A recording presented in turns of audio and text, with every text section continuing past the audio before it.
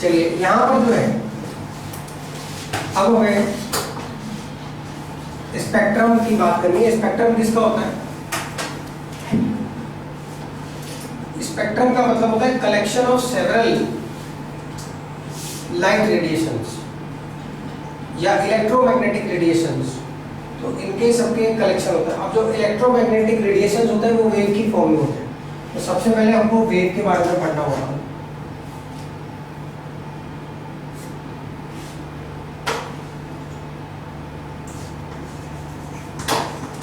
सबसे पहले हमको वेव की फॉर्म में पढ़ना होगा। What is wave? वेव क्या होती है? तो वेव एक ऐसा मीन्स है, एक ऐसा मीन्स है या एक ऐसा मतलब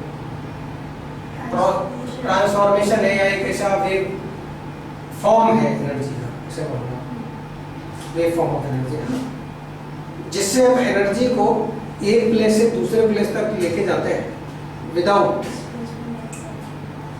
displacement of medium particles through which wave has been propagated. जहां से वेव आगे बढ़ी है उस मीडियम के, जैसे मान लो वाटर में वेव है तो वाटर के पार्टिकल वेव की वजह से आगे नहीं बढ़ते, है ना। जैसे आप पानी में पत्थर फेंको, कभी तालाब के किनारे जाओ पत्थर फेंको, तो आप पानी में पत्थर फेंकते हो तो आप देखो कोसेंट्रिक जो है रिपल्स होते हैं, कोसेंट्रिक रिपल्स होते हैं, वो गोल गोल गोल गोल पूरे तालाब में पूरे फैल जाते हैं, लंबे लंबे पूरे तालाब में चारों तरफ प्रोपोगेट होते हैं। लेकिन अगर वहीं पे कोई तैरने वाली चीज़ है, फॉग का टुकड़ा है या कोई थर्माकोल का टुकड़ा है, अगर आप उसको देखें तो वो एक ही जगह पे ऊपर नीचे होता है, वो आगे नहीं बढ़ता उसके साथ। इसका मतलब सीधा सीधा है कि मीडियम पार्टिकल ऑसिलेट तो करते हैं लेकिन मेन पोजीशन के परपेंडिकुलर करते हैं, है ना, वेव के प्रोपोगेशन के परपेंडिकुलर करते हैं। सही है। तो व्हाट इज वेव? चलिए वेव क्या होता है? अब वेव नहीं होती, वेव मोशन होती है एक तरीके से। अब wave motion is a means of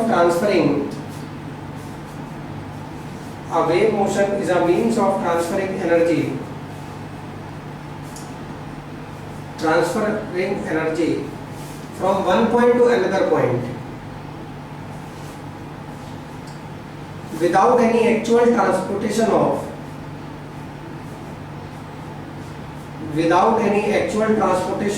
medium particles involved.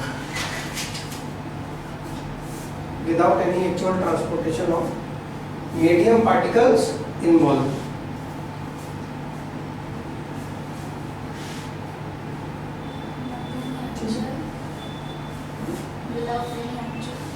Actual transportation of medium particles. Medium particles का मतलब जिससे वेव पास हुई है। कभी कभी मीडियम वैक्यूम भी हो सकता है, तो उसको फर्क नहीं पड़ता है। अब जैसे हमारी एक वेव है, साइनसोइडल वेव है, साइन कर्व को फॉलो करती है, उसको साइनसोइडल वेव बोलते हैं। तो वो कुछ इस तरीके से रिप्रेजेंट की जाती है ना। तो इस वेव के लिए कुछ टर्म्स होते हैं, वो आपको पता होने चाहिए, जैसे एम्पलीट्यूड, ये मेन पोजीशन होती है वेव की। मेन पोजीशन से जो हाइट ऑफ अ क्रेस्ट, ये क्रेस्ट होता है, ये ट्रॉफ होता है ना, तो जो क्रेस्ट और ट्रॉफ की जो मैक्सिमम हाइट है उसको हम क्या बोलते हैं मेन पोजीशन से? एम्पलीट्यूड। दो क्रेस्ट की नियर बाई डिस्टेंस को क्या बोलते हैं? लैम्डा।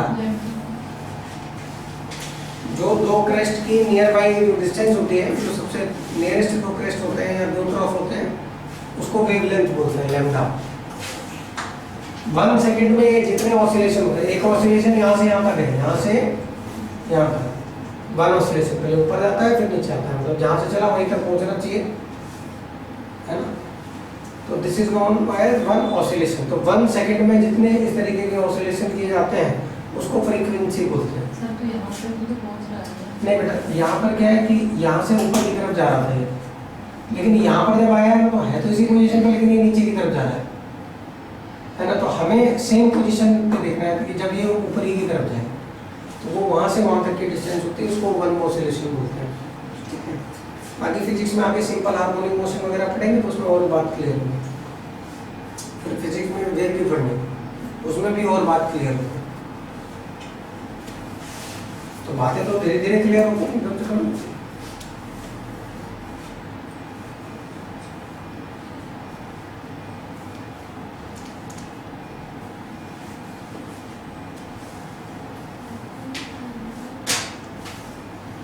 तो इसमें लिख लीजिए some terms related with waves, इनकी डेफिनेशन लिख लीजिए, इंपॉर्टेंट है।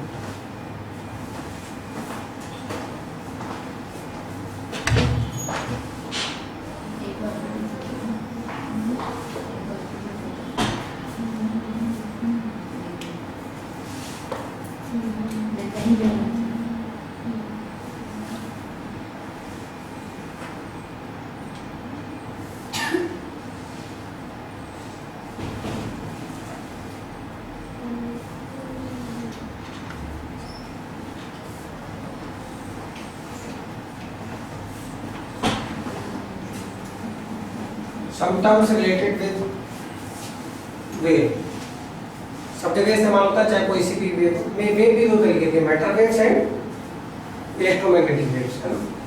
जिनको मीडियम की रिक्वायरमेंट होती है वो मैटर वेव्स होती हैं। जैसे साउंड वेव है, साउंड है तो साउंड अगर आप मून पे खड़े होकर चिल्लाओगे ना, ऐसे सुनाई देगा, कुछ सुनाई नहीं देगा। कस के चिल्लाओगे भी तो आपको कुछ सुनाई नहीं देगा। वहाँ पे मीडियम है नहीं, मीडियम है नहीं, एयर है नहीं, एयर है नहीं, तो फिर जो क्या बोलते हैं आप चिल्लाओगी अदिति, उसको सुनाई नहीं देगा, क्योंकि साउंड वेव को मीडियम चाहिए, मीडियम है तो साउंड वहाँ पे प्रोपोगेट होती ही नहीं। वहाँ पे आप इसलिए बोल ही नहीं सकते, टॉक लाइक दिस, हमारी कोचिंग वहाँ नहीं चलेगी, इसलिए एनर्जी का सेंटर हम मून पे नहीं खोलेंगे, समझ। बाकी जहाँ मुझे मौका मिलेगा मैं वहाँ बोलूँगा, लेकिन मून पे कभी नहीं बोलूँगा। चलिए लोग मेरी बात सुनेंगे, है ना। तो अब अगर अपन इसकी बात करें कौन कौन से टर्म है, तो सबसे पहले आता है वेवलेंथ। हेडिंग लगाइए, वेवलेंथ। जिसको रिक्वायर है वो मैटर है और जिसको नहीं है वो कौन सा है? इलेक्ट्रोमैग्नेटिक है। वेवलेंथ को लैम्डा बोलते हैं।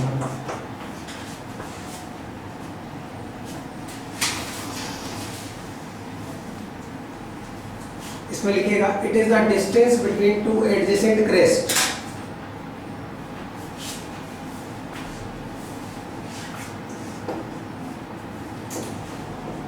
क्रेस्ट और ड्रॉप,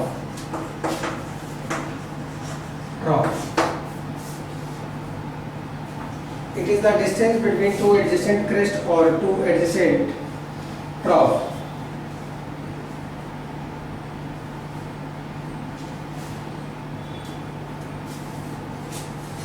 ठीक है। और in other words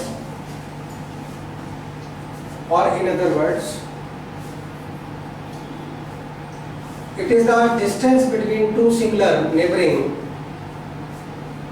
points of the wave. It is the distance between two similar points of the wave.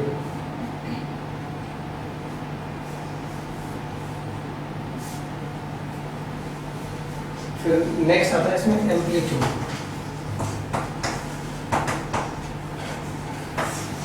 Amplitude को ए से रिप्रेजेंट करते हैं। तो it is the height of a crest, it is the height of a crest or the depth of a trough from the mean position.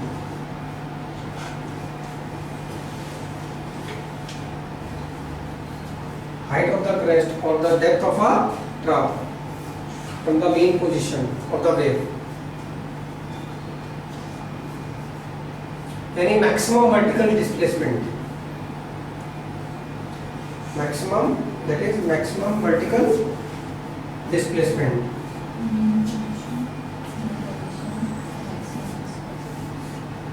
That is maximum displacement. Sir main position ये main position है ना, ये वाली जो line है सीधे जाती है.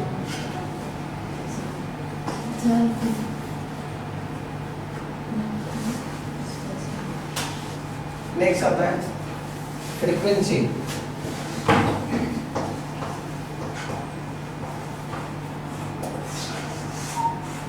New.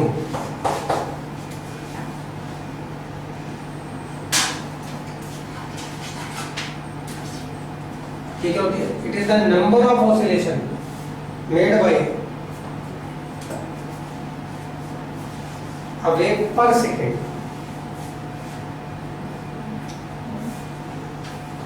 It is the number of oscillation made by a wave per second and is denoted by nu.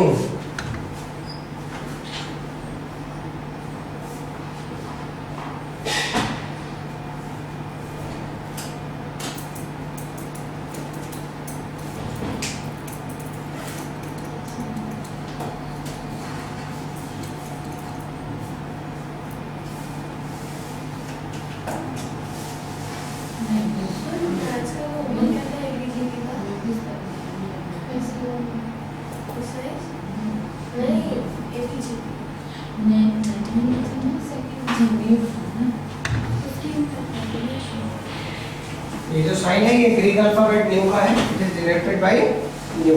और न्यू जो होता है 1/t के बराबर होता है. T is the time period.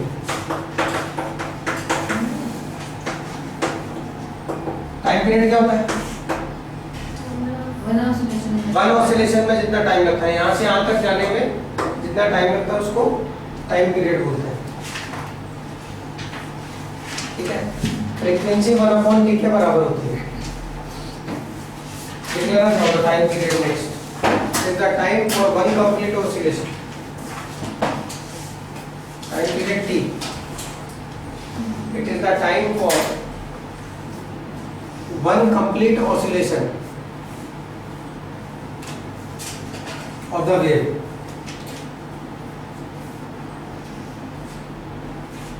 Of the wave. In other words,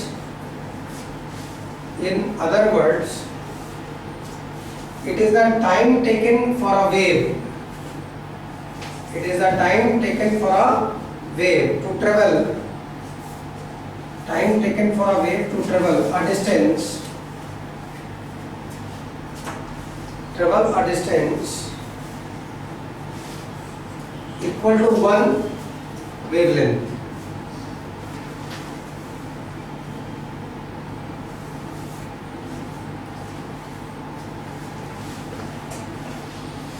ठीक है. तो कभी कभी स्पीड ऑफ वेव वगैरह को कंपेयर करने लगता है. तो अगर अपन मोटी मोटी बात करें तो देखिए ऐसा है. अगर स्पीड ऑफ वेव v है, if v is the speed of wave,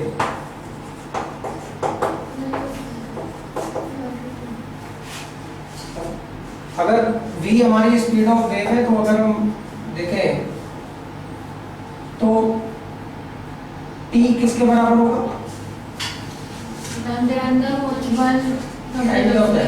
distance upon speed. Distance lambda, speed v.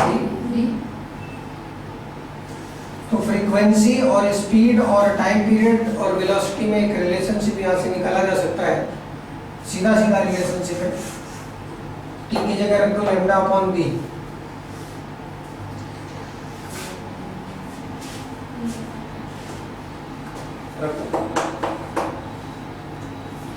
Frequency is equal to lambda upon B रखोगे तो ये हो जाएगा वी बाई लैम्डा. यानी कि स्पीड ऑफ वेव जो है वो लैम्डा इंटू न्यू फ्रीक्वेंसी के बराबर होती है.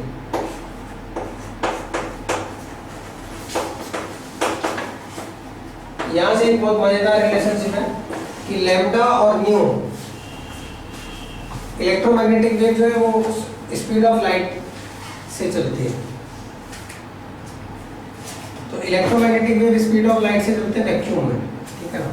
अगर वो वैक्यूम में उनकी स्पीड कांस्टेंट है, तो यानी कि जो भी डिफरेंट रेडिएशंस होते हैं उनकी फ्रीक्वेंसी और लैम्डा का जो प्रोडक्ट होता है वो कांस्टेंट रहता है, मतलब एक बढ़ेगा तो दूसरा घटेगा। यानी फ्रीक्वेंसी और लैम्डा एक दूसरे के इनवर्सल रिलेशनशिप में होते हैं। पता होना चाहिए, इम्पोर्टेंट है।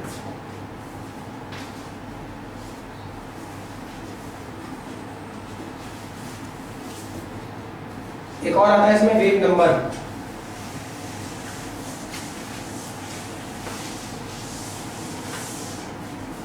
वेव नंबर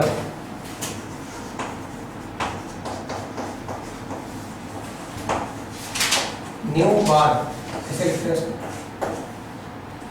वेव नंबर जो होता है ना वो 1/λ के बराबर होता है, ध्यान रखना।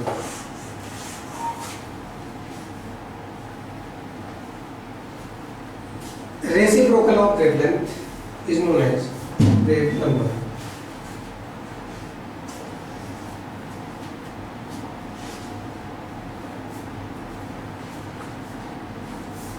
ये किसी भी वेव के लिए डिफाइन है, for any wave these definitions are valid.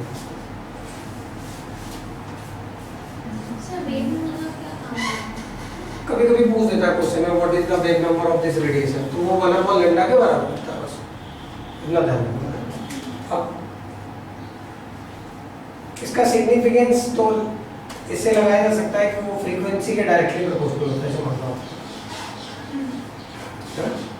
तो नेक्स्ट आता है इसी में हमारा ये वेव, हमारे को फिजिक्स तो पढ़नी नहीं, हमको तो अपने मतलब की चीज देखनी है। तो नेक्स्ट आता है हमारा इसी में इलेक्ट्रोमैग्नेटिक रेडिएशन क्या होता है।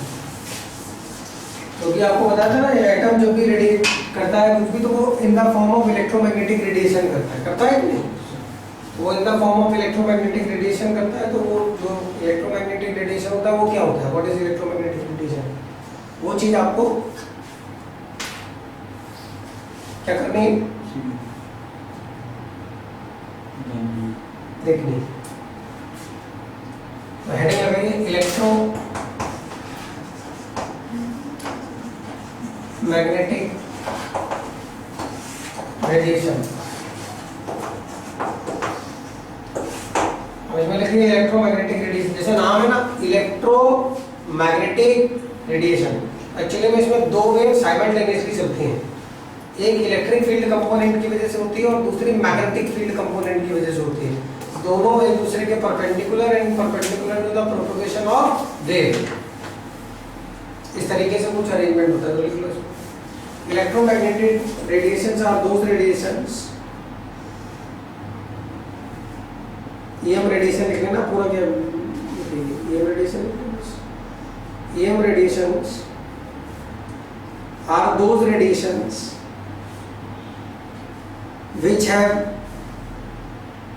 have two oscillating field components, which have two oscillating field components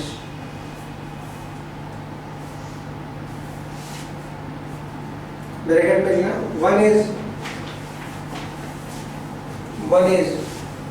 electric field component, one is electric field component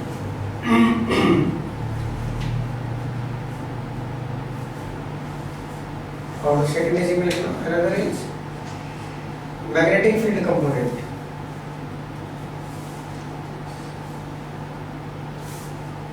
magnetic field component bracket close. और हमारा स्टेटमेंट क्या होगा, electromagnetic radiations are those type of radiation which have two oscillating field component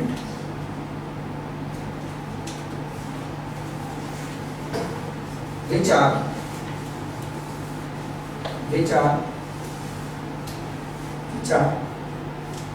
perpendicular to each other,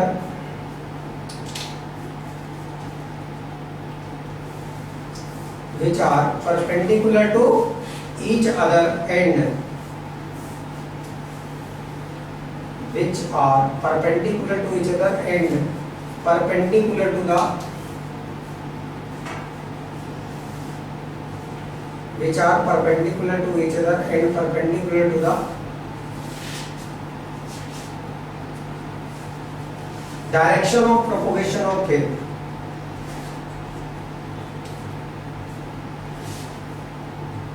And perpendicular to the direction of propagation of wave. ये तामझाम है यहाँ पे, इतनी बात है यहाँ पे। तो अगर अपन इसको देखें तो 3D में ये कैसा दिखेगा? देखिए, एक तो इसमें जो है ये है, ये मान लीजिए आपका वर्टिकल कंपोनेंट है, कुछ इस तरीके से होता है।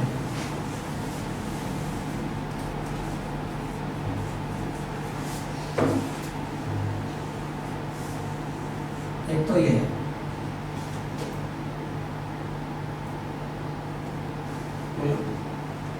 तो ये हमारी एक्सेस है, ये हमारी मेन पोजीशन है, इस मेन पोजीशन के ये वर्टिकल जा रहा है। सही है? जैसे मान लो हमारी दीवार है, ठीक है, तो ये एक एक्सिस ये है, ये डायरेक्शन ऑफ प्रोपोगेशन है, सामने जा रहा है। अब इस पे दो प्लेन है, एक तो ये दीवार वाला प्लेन है और ये कि जमीन वाला प्लेन है, ठीक है। तो ये दीवार वाले प्लेन पे ये वाला कंपोनेंट है, जैसे मान लीजिए वर्टिकल कंपोनेंट। जो दूसरा कंपोनेंट है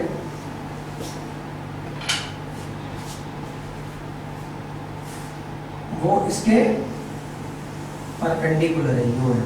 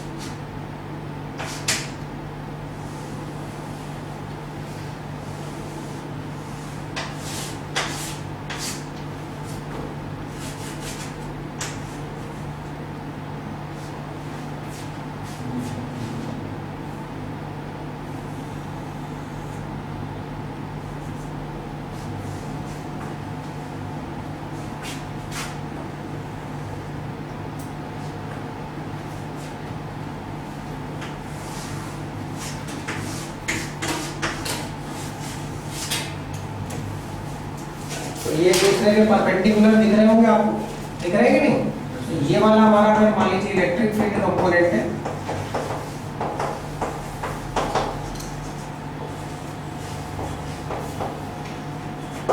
तो ये वाला हमारा जो है मैग्नेटिक फील्ड कंपोनेंट हो जाएगा।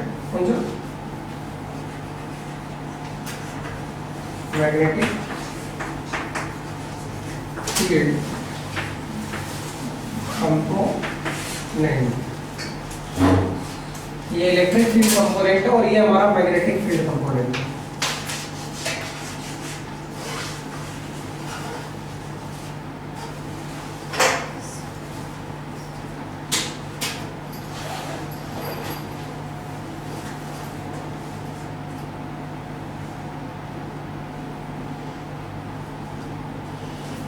एक दूसरे के परपेंडिकुलर है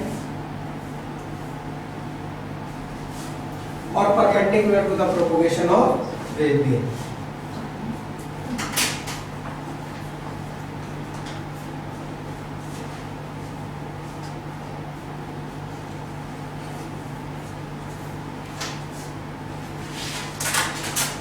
और ये हमारा direction of propagation of wave है, दिस इज द डायरेक्शन।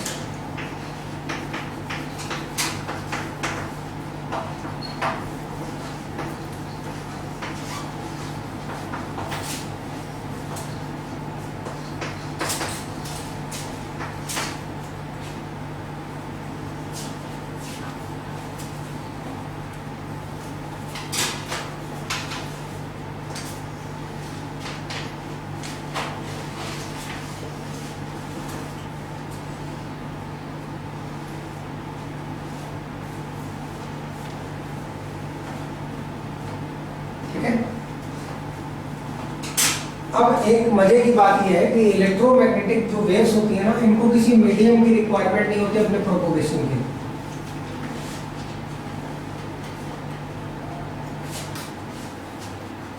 कोई मीडियम मीडियम रेंज ही होता है, वैक्यूम में भी ट्रेवल करते हैं, जैसे साउंड वेव नहीं कर सकते लेकिन ये कर सकते हैं।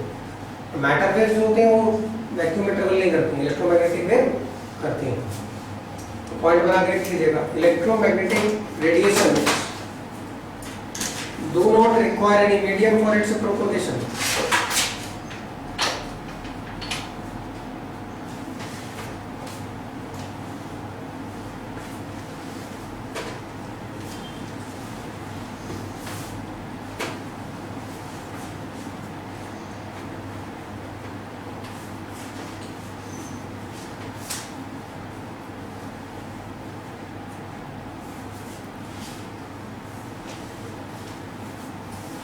Sunlight is an example of electromagnetic radiation. Next point next.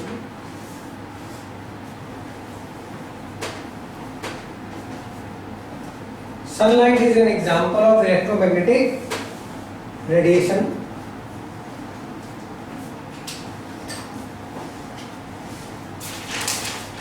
Sunlight is an example of electromagnetic radiation, and it is a collection of several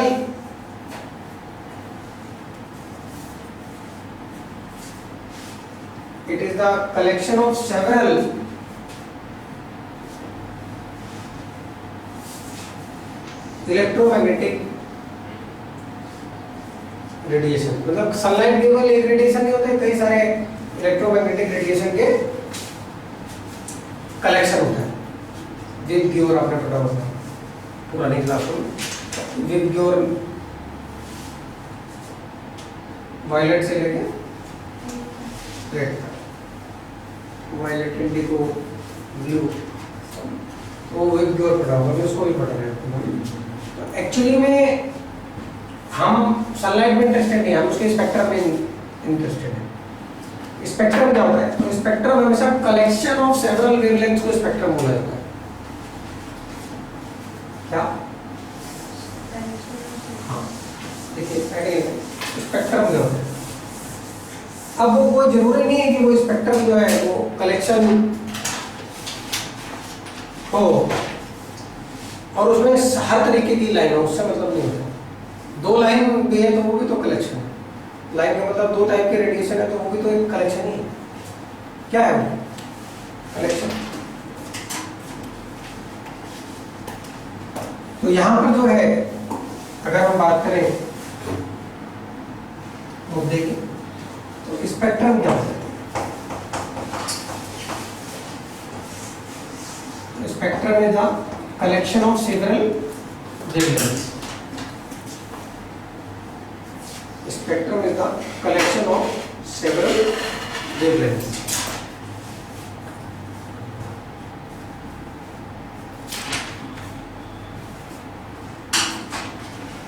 Several wavelengths. अब जो इलेक्ट्रोमैग्नेटिक स्पेक्ट्रम होता है हमारे काम का एनसीईआरटी में बना हुआ, उसी को पढ़ लेता हूँ। For example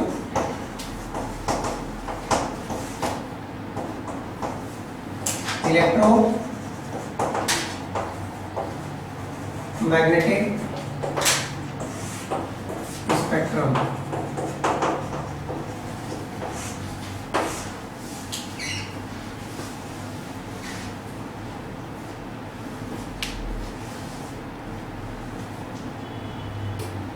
electromagnetic spectrum. Electromagnetic spectrum क्या बोलता है?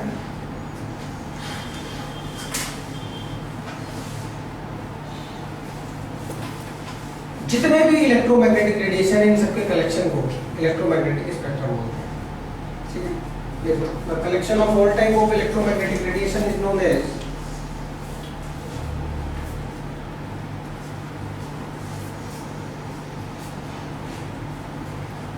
the collection of all type of electromagnetic radiations is known as electromagnetic spectrum.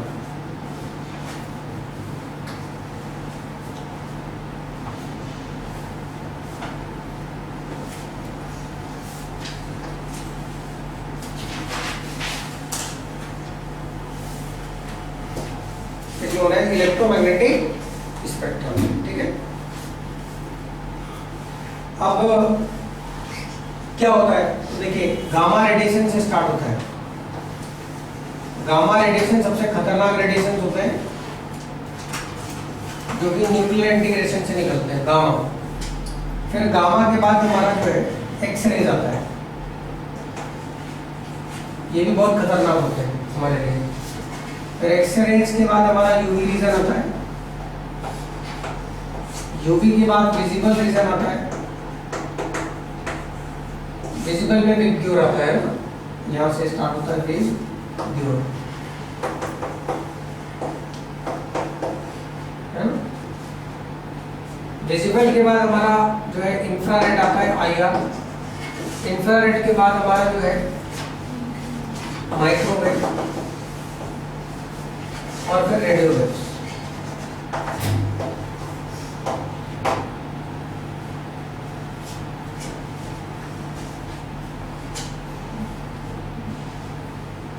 (10⁻⁻14 metre इनकी जो लैम्डा होती है, से 10⁻⁻12 मीटर, 10⁻⁻12 से 10⁻⁻10 मीटर,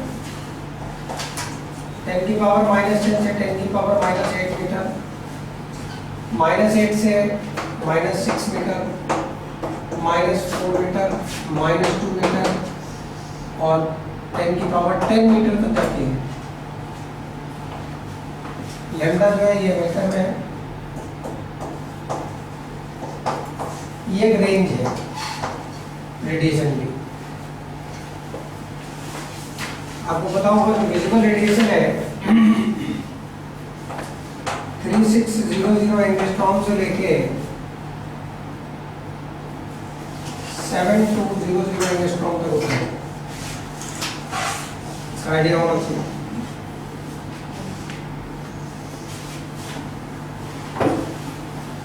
हम लोग एक मोबाइल यूज करते हैं, तो ये कौन से रेडिएशन में काम करता है बता सकते हैं? ये भी इलेक्ट्रोमैग्नेटिक रेडिएशन में काम करता है, लेकिन क्वेश्चन ये है कि किस रेडिएशन में काम करता है?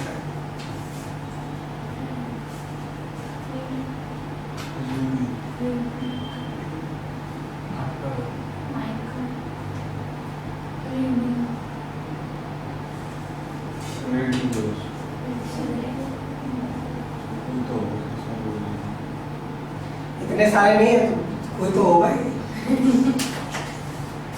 ये तो बोलना बहुत आसान है, कोई तो होगा ही ना।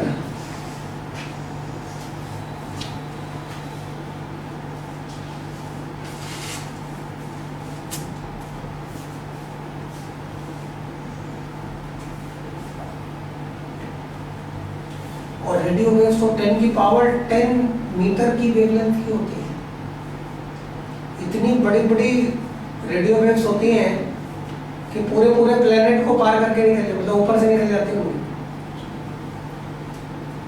देखो रेडियो वेव्स की खास बात ये होती है कि वो बिल्डिंग को भी पार कर जाती है, बिल्डिंग के ऊपर से निकल जाती है, इसका मतलब बिल्डिंग के अंदर नहीं आती।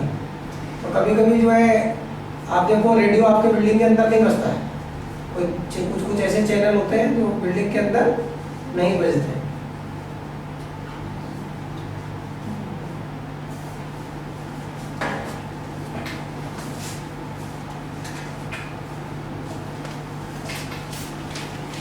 तो जैसा कि आपको जान के बड़ी खुशी होगी कि आपका जो मोबाइल है ये माइक्रोवेव पे काम करता है, इसीलिए कहते हैं ज़्यादा कान पे मोबाइल लगाना नहीं चाहिए। घर में माइक्रोवेव तो हो गई, क्यों जी? क्या है ना सर? सीधा जवाब दिया करो, उल्टा जवाब मत दिया करो, नहीं तो समझ में आएगा। सीधा जवाब दिया करो, सीख ले, सीधा जवाब देना सीखना। तो मैंने यही तो कहा है। हाँ है। तो अगर आपने माइक्रोवेव देखा होगा तो वो चंद मिनटों में पूरा पानी बॉयल कर देता है, सब कुछ पका देता है। कोटा में गीली मूंगफली भी आती है, मतलब कच्ची मूंगफली भी आती है, तो उसको माइक्रोवेव में पका के बहुत अच्छी लगती है। तो वो अंदर से पूरी पका देती है। तो सोचो आप, जो माइक्रोवेव खाना पकाने के लिए यूज होता है, जो रेडिएशन खाना पकाने के लिए यूज होते हैं, उसी रेडिएशन से मोबाइल यूज होता है। अब उसको रेडिएशन बार बार इमिट करता है मोबाइल, बार बार इधर करता है उधर करता है। अपन इसको कान पे ज़्यादा देर तक लगाएंगे तो अपने ब्रेन के आसपास की सेल्स को माइक्रोवेव हर्ट नहीं करेगा। तो बहुत खतरनाक चीज़ है ये मोबाइल। तो इससे जितना दूर रहे उतना ज़्यादा अच्छा है। ऐसा कुछ नहीं, सारे मोबाइल एक ही रेडिएशन पे काम करते हैं। अब आप अपनी सिम चाहे ब्लैक एंड व्हाइट में डाल लो चाहे कलर में डाल लो, फर्क क्या पड़ता है? किससे? मल्टीमीडिया के तो बहुत सारे इफेक्ट है। मल्टीमीडिया फोन में तो बहुत सारे इफेक्ट होते हैं। ब्लैक एंड व्हाइट के उतने साइड इफेक्ट नहीं होते, वो केवल फोन करने के काम आता है। मल्टीमीडिया में तो क्या इंटरनेट खोल के बैठ जाओ, इंटरनेट पे विकिपीडिया से लेके सिकिपीडिया तक बहुत सारी वीडियो है, कुछ भी खोल बैठ जाओ। टाइम पास फेसबुक व्हाट्सएप, मैं जब अपना फोन खोलता हूँ ना तो मेरे 10-5 मिनट तो वो खा ही जाता है। क्यों? खोलते ही 10-5 मिनट, मतलब मैं मान लो किसी को कॉल लगाने के लिए फोन खोला, अरे 70 नोटिफिकेशन है और 100 से ज़्यादा फ्रेंड रिक्वेस्ट हो गए, चलो देख लेते हैं कोई काम का फ्रेंड तो नहीं। समझ में आया कि नहीं? तो उसी में उलझ गए, पता लगा जिसको फोन करने चले थे उसको तो फोन किया ही नहीं मैंने। तो मल्टीमीडिया के ये साइड इफेक्ट है। अच्छा, डेटा ऑन करने की क्या जरूरत है? सॉरी तो बड़ी समझदार है, डेटा ऑन मत करो। तो बात तो सही है, लेकिन किसी ने अगर इम्पोर्टेंट मैसेज भेजा तो फिर वो उन तक कैसे पहुँचेगा? डाटा भी ऑन करना है, तो फिर उसके कुछ पॉजिटिव पॉइंट भी है। किसी ने मैसेज भेजा है कि कोई मतलब किसी बच्चे ने कुछ क्वेश्चन, तो ये जो हमारे एक्स स्टूडेंट इंजीनियरिंग वगैरह में जाते हैं तो कुछ नहीं समझ में आता तो वो अपने व्हाट्सएप पे पोस्ट भेज देते हैं, उसकी फ़ोटो खींच के भेज देते हैं। अपन यहाँ से हाथ से सोल्यूशन लिख के उसकी फ़ोटो खींच के उनको भेज देते हैं। तो इस तरीके से उनसे हमारा कम्युनिकेशन चलता है, वो भी बहुत ज़रूरी है। मान लो उसने मुझे भेजा और मैंने उसको 2 दिन तक रिस्पॉन्स नहीं किया तो वो सोचेगा सर तो बड़े घमंडी हो गए, अपना इंस्टीट्यूट खोल लिया तब से बड़े घमंडी हो गए। ये भी एक प्रॉब्लम है। और ये एक सोल्यूशन भी है, आपको कोई चीज़ जैसे नहीं आ रही तो यू कैन यूज दिस। अब लेकिन उसके लिए मल्टीमीडिया फोन होना चाहिए। मल्टीमीडिया फोन पे देते नहीं आजकल, बहुत सारे लोग हैं। हाँ वही स्मार्टफोन है, लेकिन पेरेंट्स को भी समझाना पड़ता है कि देखो हम इसको किस तरीके से यूज करेंगे, है ना। हम बिल्कुल भी इधर उधर किस तरीके में लगाएंगे, सब पे सर्वर की ट्यूनिंग है, कौन खेलता है? तो हाँ खेलने में कोई बुराई नहीं, लेकिन पढ़ाई भी टाइम से होनी चाहिए।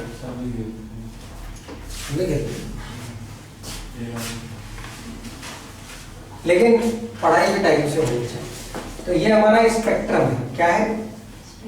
पूरा स्पेक्ट्रम है, इधर से लेकर इधर तक। ये न्यूक्लियर रेडिएशन से निकलते हैं गामा रेडिएशन, कॉस्मिक रेज इससे भी पहले होते हैं, वो हमारे यहाँ होते हैं इसलिए लिखते हैं cosmic rays. Extra terrestrial activities से आती हैं तो वो बाहर से आते हैं, चलो बोलते हैं।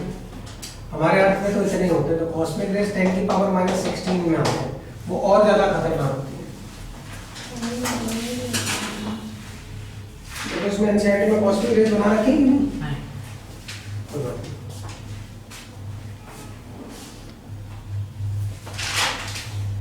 अब बात आती है स्पेक्ट्रल एनालिसिस करते कैसे हैं, how we can analyse a spectrum of a particular radiation. मान लो सनलाइट है, सनलाइट है, अब सनलाइट में कहाँ से ये विबग्योर कहाँ से आया, कैसे पता लगा? हाँ, उसको बोलते हैं डिस्पर्जन ऑफ लाइट, है ना। हम कभी भी कोई स्पेक्ट्रल एनालिसिस करते हैं तो उसका रीजन कैसे करते हैं। अब अगली हेडिंग को स्पेक्ट्रम एनालिसिस प्रोसेस।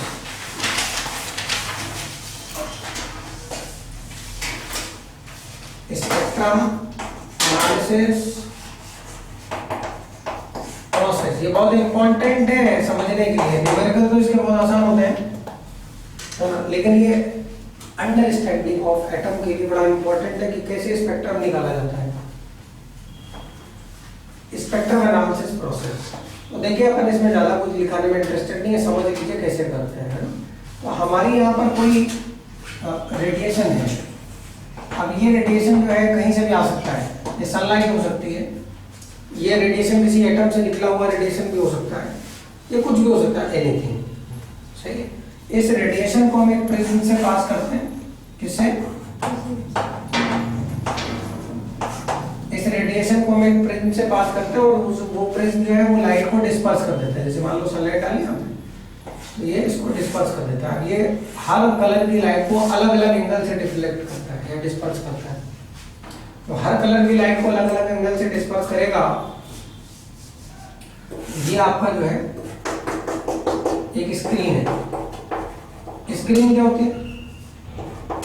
तो देखिए स्क्रीन कई तरीके की हो सकती है। वो एक सिंपल वॉल हो सकती है, वो एक सिंपल कागज का टुकड़ा हो सकता है, वो एक सिंपल कोई आपने बाजार से व्हाइट कलर की स्क्रीन मंगा के डाल दी, ठीक है ना, तो वो भी हो सकती है। स्क्रीन कोई भी हो सकती है ना। वो एक फोटोग्राफिक प्लेट भी हो सकती है। भाई आपने एक फोटोग्राफिक प्लेट लगा दी, आपको अभी नहीं देखना, आपको बाद में डेवलप करके देखना है तो बाद में देख लेना। अभी देखना है तो ऐसे नहीं, पेन वेन कुछ होता है तो उसको ऐसे ऐसे करके देखो तो खूब सारी लाइटें दिखती हैं। कैसे दिखती हैं? क्यों दिखती हैं? Why? तो उसका रीजन यही है ना। तो यहाँ पर जो है ये डिस्पर्स होती है और इस स्क्रीन को अगर अभी ये ऐसे लगी हुई है ना, अब इस स्क्रीन को ऐसे करके देखेंगे क्या दिखेगा? तो ये डार्क स्क्रीन है। डार्क का मतलब क्या होता है? हाँ सन। सर वो थोड़ा नीचे में वो लाइट की से दिखता नहीं। क्या नहीं दिखता? Line from the reflection of light, हाँ ट्यूबलाइट। अच्छा ट्यूबलाइट की वजह से दिख नहीं रहा है। क्या नहीं दिख रहा? उस तरफ से वो दिखता सर उस जगह बैठते हैं तो आधा अबाउट जो बीच का तो खाली रहता है, मतलब वाइट वाइट रहता है दिखता फ्रॉम द नहीं, reflection of light this tubelight. ऐसा है क्या? Yes sir. रिलैक्स लीजिए, बोलिए लीजिए। इधर बनाओ, क्या करिए आप? तुम्हें दिख रहा है? सर हमें अभी जो प्रॉब्लम है इधर को रिफ्लेक्शन आता है। तुमको दिशा दिख रहा है उधर? आपने बताया क्यों? कोई बात नहीं, हो जाता है ऐसा। ये बताएंगे तभी तो दूर होगा, दूर दे जाएंगे। रिफ्लेक्शन नहीं, लाइट उसमें पड़ा रही है बस, और कुछ नहीं। तो अगर हम इस स्क्रीन को ऐसे रख के देखें यहाँ पर क्या दिखेगा? What will be observe?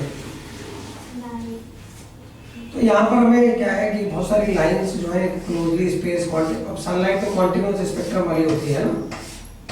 सारी लाइन एकदम एक दूसरे से चिपकी बिल्कुल भी गैप नहीं होगा, बिल्कुल भी नहीं।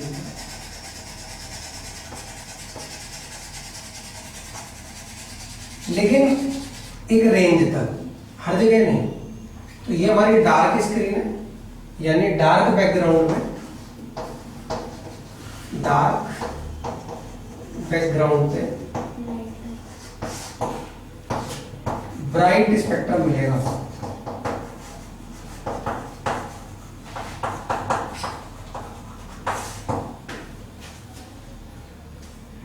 डार्क बैकग्राउंड पे ब्राइट स्पेक्ट्रम मिलेगा, सामने से दिखेगा, है ना। और ये कॉन्टिन्यूअस स्पेक्ट्रम है क्योंकि हमने इसको कहीं कॉन्टिन्यूअस सोर्सेज से सनलाइट ले लिया, कुछ ले लिया।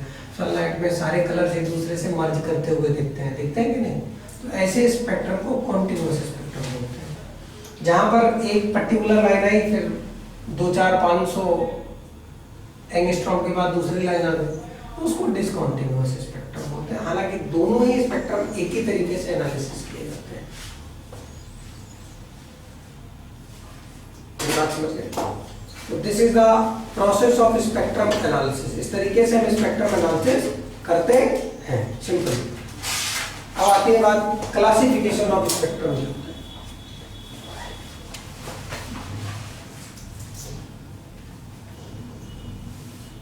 सनलाइट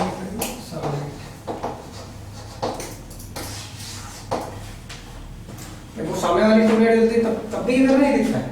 सिर्फ ये वाले की वजह से शायद नहीं दिखता है। ये सामने वाली अब जल गई इसमें, तो अभी नहीं दिखेगा। नहीं दिखेगा। यस नहीं दिखता। सिर्फ यहाँ से नहीं दिखता। उधर बैठ जाएगा वो, उधर बैठ जाएगा। कैसा स्केल है?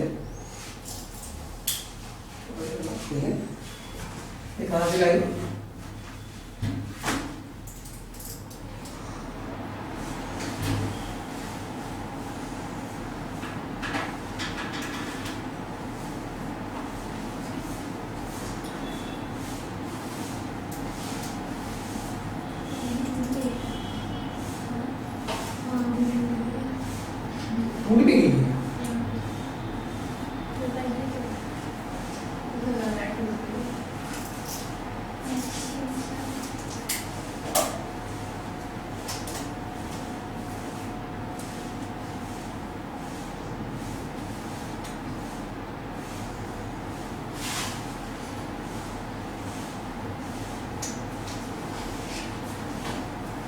चलिए फास्ट काम करिए। मैं सोच रहा हूँ स्पेक्ट्रम तो पढ़ाई हुआ।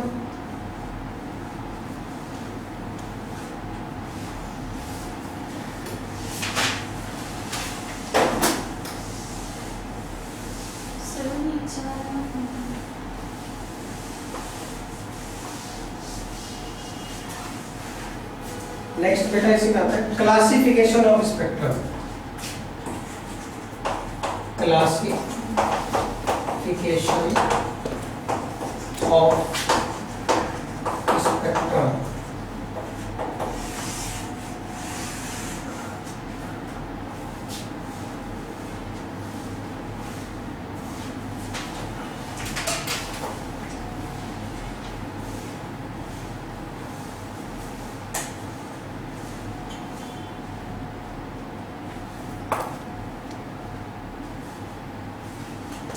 दो तरीके के स्पेक्ट्रम होते हैं, एक होता है एमिशन स्पेक्ट्रम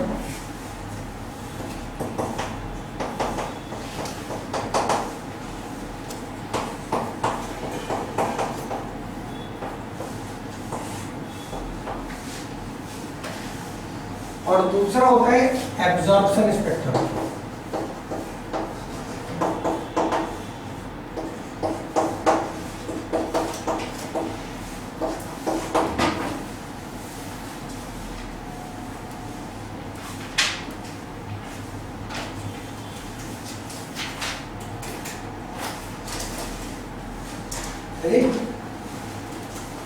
एक होता है एमिशन स्पेक्ट्रम और दूसरा होता है एब्जॉर्प्शन। एमिशन स्पेक्ट्रम जो होता है ये फर्दर दो तरीके का होता है, एक कॉन्टिन्यूअस और एक डिसकॉन्टिन्यूअस। कॉन्टिन्यूअस और एक होता है डिसकॉन्टिन्यूअस।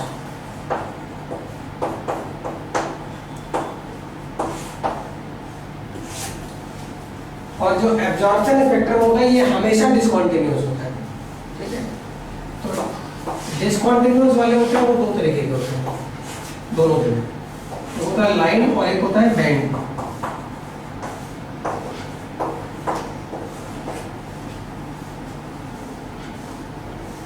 एक होता है लाइन और एक होता है बैंड। इसी तरीके से यहाँ पर एब्जॉर्प्शन स्पेक्ट्रम भी लाइन एब्जॉर्प्शन और बैंड एब्जॉर्प्शन स्पेक्ट्रम।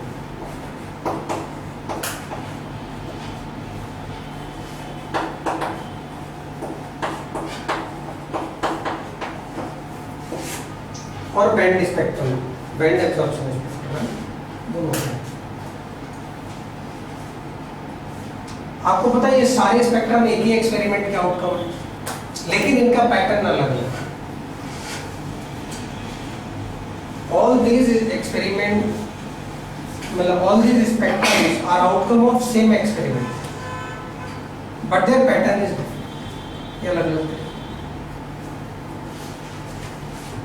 देखिए क्वांटिन्यूअस स्पेक्ट्रम तो आता ही नहीं है, ना एटम से ना मॉलिक्यूल। क्वांटिन्यूअस स्पेक्ट्रम आता है जैसे सनलाइट है या कोई बल्ब है, तो वहां से आता है। एक रेंज से लेकर दूसरे रेंज तक सारे उसमें लाइट जो होते हैं वो जितने भी पॉसिबल वेवलेंथ होते हैं सारी होते हैं।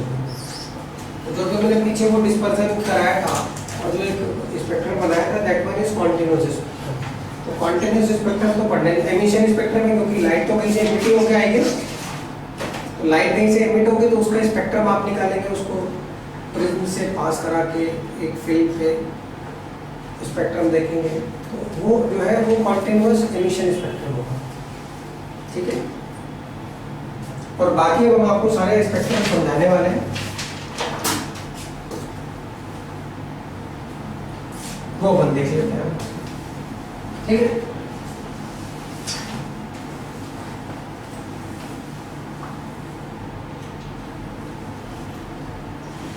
बात ये आते कहाँ से,